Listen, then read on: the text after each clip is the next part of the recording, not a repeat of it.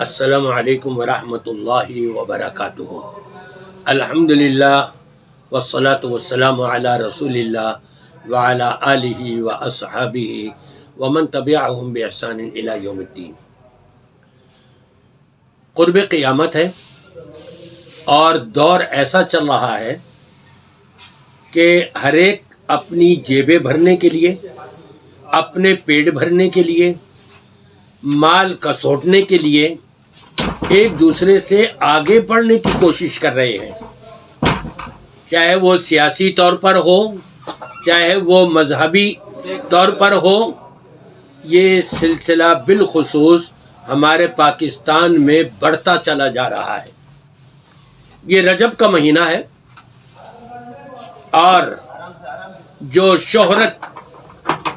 پا چکا ہے وہ یہی کہ رجب کے مہینے میں 22 رجب کو امام جعفر صادق کے کنڈے کیے جاتے ہیں۔ مختلف قصے کہانیاں گھڑی ہوئی ہیں کہ جی بڑی خیر و برکت ہوتی ہے اور بڑا فائدہ پہنچتا ہے، پورے سال جو ہے وہ برکت ہی برکت ہوتی رہتی ہے۔ اگر ایسا ہے تو میں یوں کہوں گا کہ پاکستان سے غربت پھر کیوں نہیں ختم ہو رہی؟ یہ غربت اور زیادہ بڑھتی چلی جا رہی ہے، جبکہ دیکھا جائے کنڈا کرنے والوں کی اکثریت ہے پاکستان میں، بدعتیوں کی اکثریت ہے، خرافات اپنانے والوں کی اکثریت ہے، مزارات کے اوپر حاضری دینے والوں کی اکثریت ہے۔ ایک اعتبار سے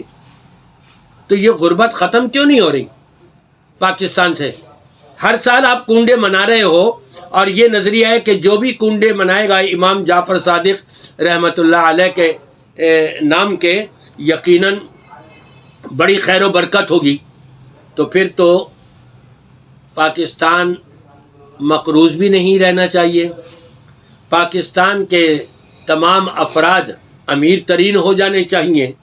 کیونکہ خیر و برکت آپ کے نظریے کے مطابق مل کیوں نہیں رہی آپ کو؟ پھر شور مچایا ہوا ہے غربت کا، اور حکومت کے اوپر یا وزیر وزراء اور جو بھی کارندے ہیں ان کے اوپر لعن طعن کیوں کی جاتی ہے؟ جب آپ کہتے ہو کہ یہ کام کرنے سے خیر و برکت ہو جاتی ہے اور نہیں ہو پا رہی، تو اس کا مطلب یہ ہے کہ آپ کا دعویٰ غلط ہے، جھوٹ ہے۔ ہمارا دین کامل و مکمل ہے، جو نبی پاک صلی اللہ علیہ وسلم نے پیش کیا ہے اس میں قطعاً یہ نہیں ملے گا آپ کو کہ 22 رجب کے آپ کنڈے مناؤ۔ یہ تو کھانے پینے والے پیٹو ملاؤں نے، سنی ٹنی ملاؤں نے یہ چیزیں رائج کر دی ہیں، جس کا کوئی ثبوت ہی نہیں ہے قطعی طور پر، اور عوام نے اس کو اپنا لیا ہے اور اختیار کر لیا ہے۔ نبی پاک صلی اللہ علیہ وسلم کی پیش کی ہوئی تعلیمات کے بارے میں رب تبارک و تعالی نے ارشاد فرمایا اپنے قرآن پاک میں، وَمَن يُشَاقِقِ الرَّسُولَ مِن بَعْدِ مَا تَبَيَّنَ لَهُ الْهُدَىٰ وَيَتَّبِعْ غَيْرَ سَبِيلِ الْمُؤْمِنِينَ نُوَلِّهِ مَا تَوَلَّىٰ وَنُصْلِيهِ جَهَنَّمَ وَسَاءَتْ مَصِيرًا۔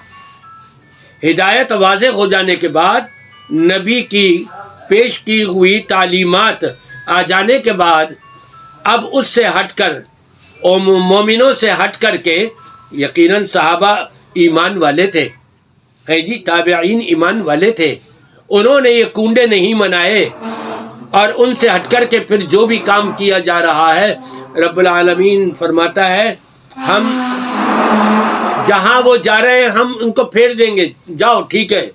جو کرنا ہے سو کرو، لیکن ٹھکانہ تمہارا جہنم ہوگا، جہنم سے اپنے آپ کو نہیں بچا سکو گے۔ اس لیے میرے بھائیوں، دوستوں، بزرگوں، ماں اور بہنوں، سامعین کرام، آپ جو بھی عمل کریں یہ دیکھ لیں قرآن میں اس کا ثبوت ہے کہ نہیں،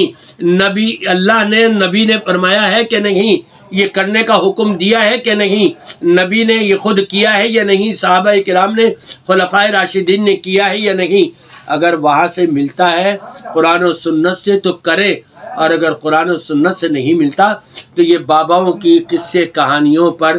مت جائیں، دنیا بھی تباہ اور آخرت بھی برباد ہو جائے گی۔